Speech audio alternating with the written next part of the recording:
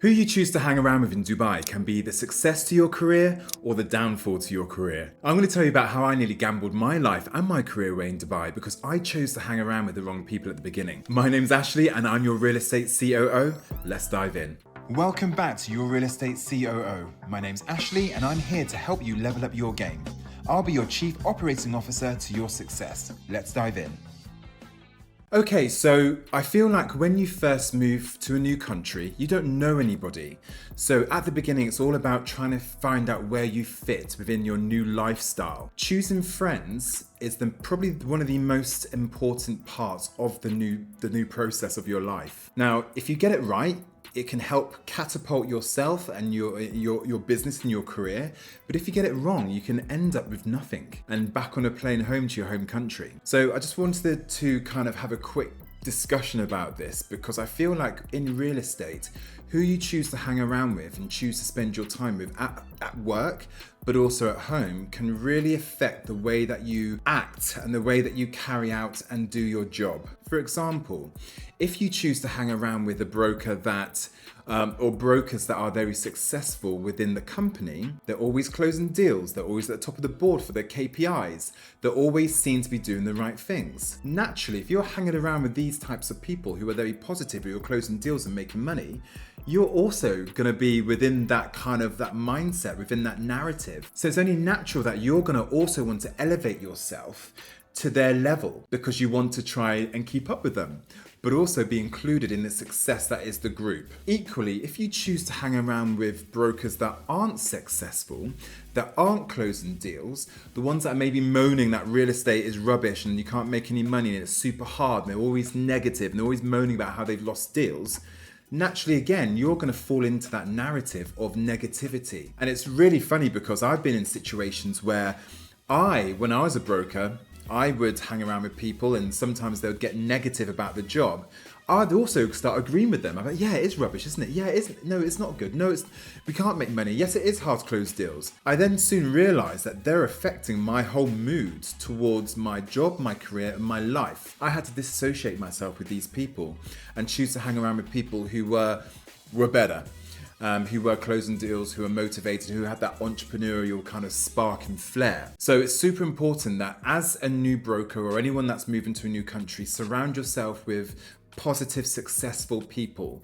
Make sure that they're always pushing you to do better. Because if you get your friend circle wrong or your work circle wrong, it could be the downfall. When I first moved to Dubai, I had hang around with not the best group of people. Okay, they were more interested in going out to clubs every single night, drinking every single night. We'd be at a different club every single night till 3 or 4 in the morning. I wouldn't get home till 5. I had to be back in the office at 8:30.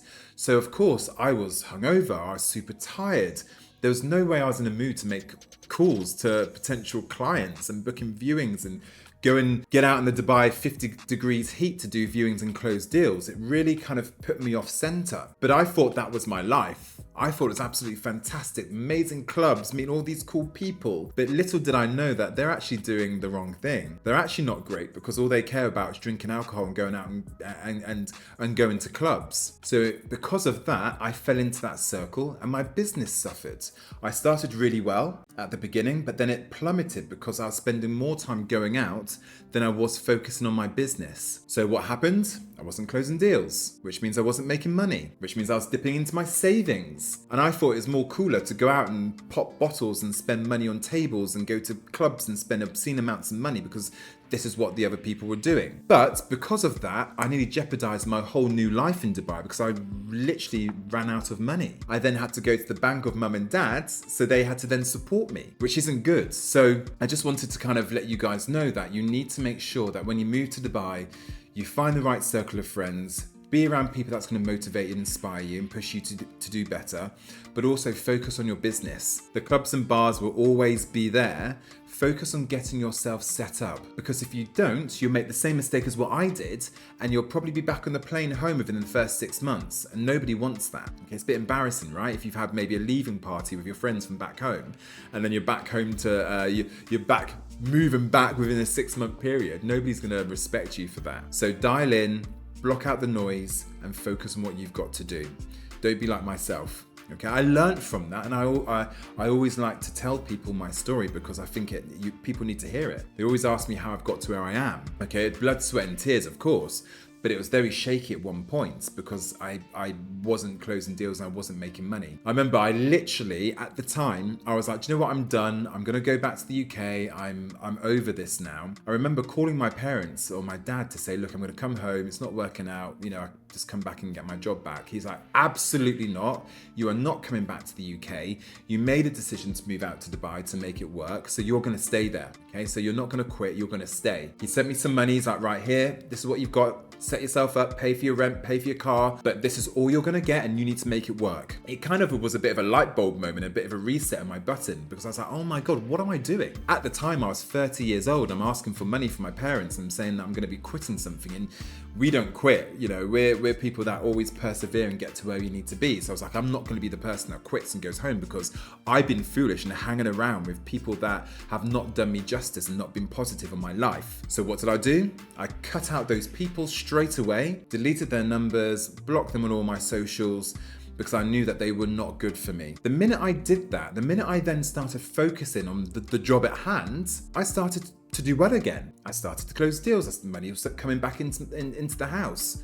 I was able to pay my parents back very quickly. So, you know, that mind shift was what I needed. Maybe it was because my dad had to, you know, tell me some stern words. But that reset had to happen. I now have very few friends in Dubai, to be honest with you. I've got a very small circle of friends. But these circle of friends are super positive in my life. I feel like you've got to be very careful when, you know, you do choose your circle because, like I said before, if you get it wrong, then it could be the downfall for you. Okay, so what do we take from today? If you're choosing to relocate to a new country, whether it be Dubai or anywhere else, pick your friend circle wisely. Choose a friend circle that you can see is successful and that can elevate you and that can push you to do better. Stay away from negative people, okay? If you're in real estate, stay away from the negative ones. Look at the board, who's making the money? Go and sit with them, go and ask them questions. Ask to go out on viewings with them, see how they manage their business, see how they talk to clients. These are the people that you want to be asking questions and taking advice from. Why on earth would you take advice from somebody who's not closing deals and not making money and very unsuccessful? Because they clearly don't know business. So stay away from these people. Gravitate towards the successful ones. They're going to naturally heighten and increase your chances of success for yourself. All right, so just a quick one. Hopefully that's kind of given some people some clarity. Any questions, please let me know, and I will see you again soon. Take care. Bye-bye. Remember, in real estate, your success is my operation. If this helped you move one step closer to your goals, smash that like button and subscribe for weekly real estate strategies. Until next time, keep building your empire.